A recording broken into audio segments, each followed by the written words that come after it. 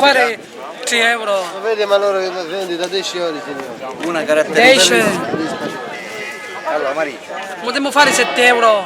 6 euro potremmo fare 9 tu già parla che delle gambe. Dico dove ci troviamo. a Messina. L'unica caratteristica di Messina che cos'è? Con tutta Che Sicilia. ha 3 minuti che siamo arrivati e sono 3 venuti minuti. 5 a chiedere soldi.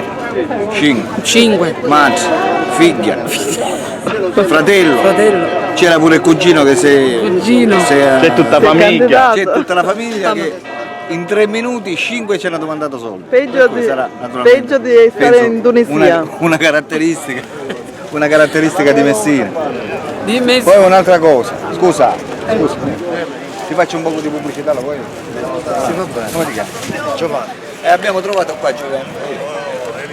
Giovanni lavora qua a Messina. Sì, sì. Giustamente è un lavoro perché si deve alzare la mattina, deve andare a vendere Va queste bene. cose. Sciarpa così.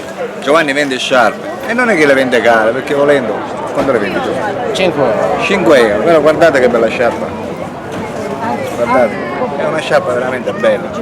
Cioè si usa.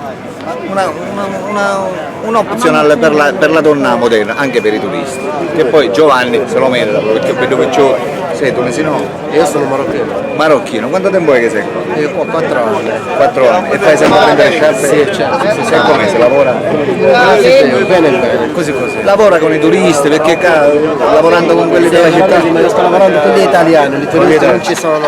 Sono turisti niente. Sono vedere. E i messinesi se le comprano qualcosa? Sì. Se le comprano come? Cambi, bene o male. Eh?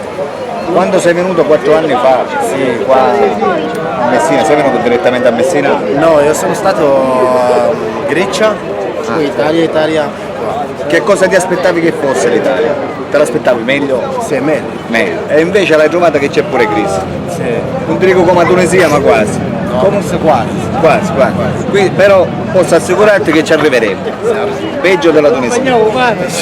Che gli italiani si trasferiranno in Tunisia perché questa crisi si sta morendo di fame. Un saluto da Alberto e un saluto dall'amico Giovanni.